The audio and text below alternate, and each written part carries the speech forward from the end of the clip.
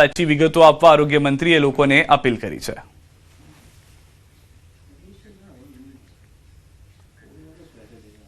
અમદાવાદના પ્રહલાદનગરમાં ગુજરાત એફએમસીજી એસોસિએશનની એક મહત્વપૂર્ણ બેઠક યોજાઈ, જેમાં રાજ્યના 33 જિલ્લાઓમાંથી 1000થી વધુ ડિસ્ટ્રીબ્યુટર્સ અને રિટેલર્સ હાજર રહ્યા હતા। વેપારીઓએ મોટી એફએમસીજી કંપનીઓ સામે મોરચો માંડતા આક્ષેપ કર્યો છે કે વધતા ખર્ચ સામે માત્ર 5% જેટલું ઓછું માર્જિન મળવાને કારણે નાના ડિસ્ટ્રીબ્યુટર્સ આર્થિક નુકસાન ભોગવી રહ્યા છે।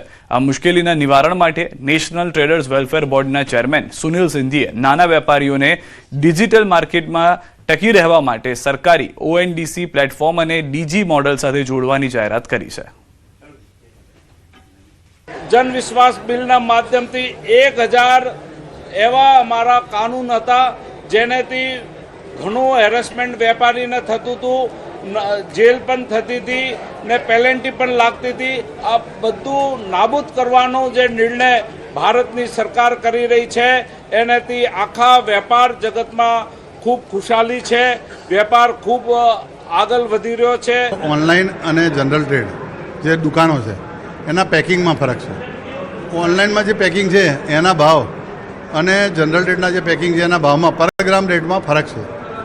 एटले ग्राहक ने शू है कि 70% वस्तु जे किराणा दुकाने मळे छे एना करता मॉल में मोंघी पड़े अने ऑनलाइन में भी मोंघी ज पड़े।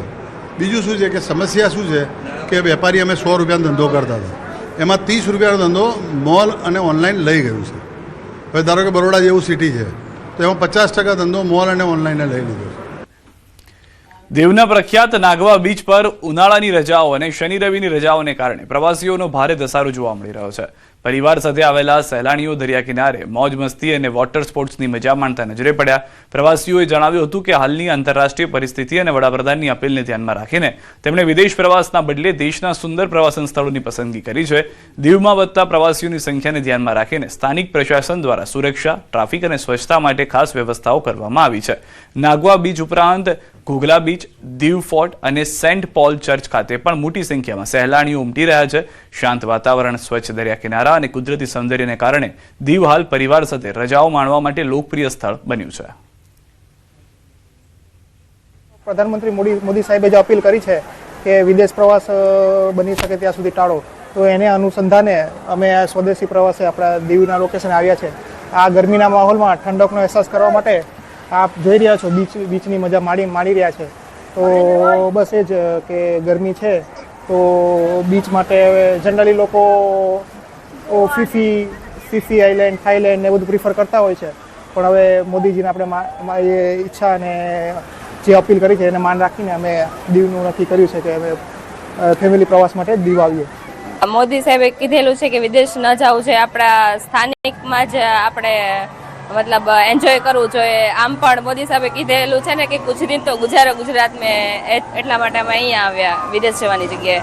હું તો એમ કહું છું કે વિદેશ જવા કરતા આપણે ગુજરાતમાં જ દીવ છે ત્યાં જવું બહુ બેસ્ટ છે। અહીંયાને હું બહુ સારું છે, મજા આવી ગઈ। અમે આયા રાઇડ્સમાં બેઠા, દરિયામાં આવ્યા, માર્કેટમાં ફર્યા, બહુ મજા આવી। હવે આમ ફરવાનું ને બરવાનું બધું સારું છે આયા।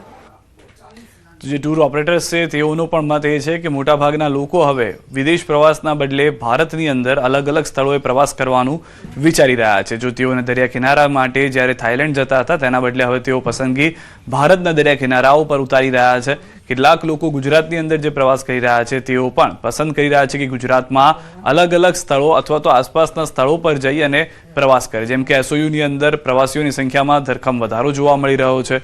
ગુજરાતના પાડોશી રાજ્યોની અંદર પણ આ જ પરિસ્થિતિ જોવા મળી રહી છે। કાળઝાળ ગરમીમાં નર્મદા જિલ્લાના પ્રકૃતિથી ભરપૂર રાજપીપળા શહેરમાં કરજણ નદીના કિનારે આવેલો ધોબીશાલ હાલ સ્થાનિકો અને પર્યટકો માટે હોટ ફેવરિટ પિકનિક પોઈન્ટ બની ગયો છે। અહીં કરજણ નદીના પાણીમાં સહેલાણીઓ સ્નાન કરવાની અને સાંજે સનસેટ જોવાની મજા માણી રહ્યા છે। ઉનાળાના સામાન્ય રીતે પ્રવાસીઓ ઘટતા હોય છે, પરંતુ ધોબીશાળ, ધાણીખૂટ, વિશાલખાડી અને માંડણ જેવા કુદરતી સ્થળો પોતાની ઠંડકને કારણે મોટી સંખ્યામાં લોકોને આકર્ષી રહ્યા છે। ખાસ કરીને સાંજે 5 પછી અહીં ઉમટી પડતી ભીડને લીધે સ્થાનિક રોજગારી પણ ઊભી થઈ છે, જેમાં લોકો પાપડીનું ખીચું, મકાઈ અને અન્ય નાસ્તા વેચીને રોજગારી મેળવી રહ્યા છે। ત્યારે પોતાના બાળકો સાથે આવતા સ્થાનિકો સરકાર પાસે આ સ્થળને એક સત્તાવાર પિકનિક પોઈન્ટ તરીકે વિકસાવે તેવી પણ માંગ કરી રહ્યા છે। यहाँ पे नर्मदा रिवर है और ये कहाँ कहाँ से लोग यहाँ पे नहाने के लिए आते हैं और आप देख सकते हो यहाँ पे थोड़ा गंदगी भी है, कचरा भी है।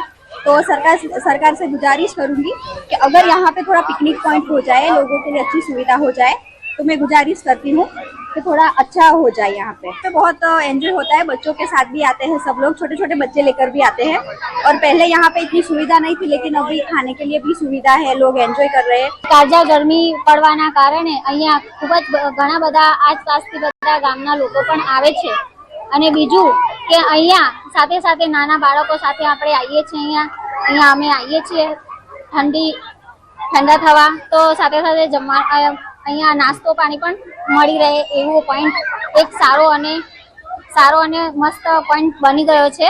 અમારું કુદરતી વોટર પાર્ક જેવું છે અહીંયા ધોબી ઘાટ, તો ત્યાં અમે લોકો નાહવા આવીએ છીએ। અમારું અભી વેકેશન ચાલી રહ્યું છે, તો અમે લોકોને વોટર પાર્ક અહીંયા નથી કશે બી, તો અમે લોકો અહીંયા નાહવા આવીએ છીએ। અમે લોકો અહીંયા આનંદ મેળવીએ છીએ અને અહીંયા બધું ખાવા પીવાની બી સુવિધાઓ છે બધી જ। અમારે એક વેપાર થાય છે, મકાઈ છે, પછી બાબરી લોટ છે, પાસ્તા છે, બટાકા ભૂંગળા છે, બધું થોડું વેચાણ થાય।